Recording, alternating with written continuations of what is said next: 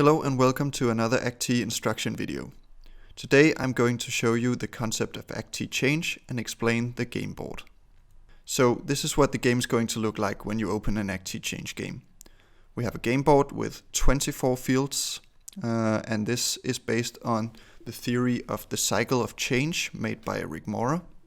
The game is also divided into 4 vertical fields and these represent the resistance to change.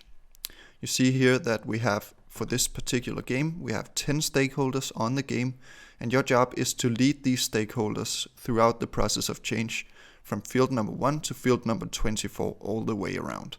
Throughout this game, they will have varying degrees of resistance towards the change. It is your job as a player to make sure that they move all the way around while they stay as close to the inner circle as possible. Apart from the stakeholders, we also have a boat down here, represented by a blue symbol. The boat symbolizes the change process as a whole, meaning that the boat is an indicator of how far you've come so far. Based on the theory of the cycle of change, most of the ActeeChange games are divided into 3 phases. We have 24 fields, meaning that field 1 through 8 is an initial phase. Most of chapter 1 will often happen within these 8 fields. Then we have from field 8 to field 16, we have the implementation phase. And finally, from 16 to 24, we have an anchoring phase. And what this means is that you will act differently depending on how far you've come in the game.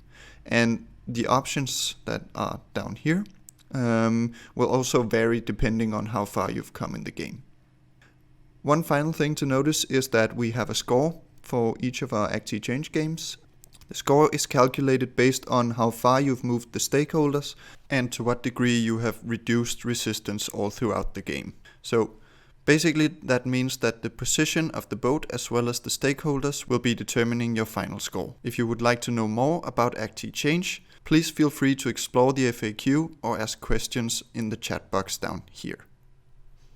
Thank you for listening.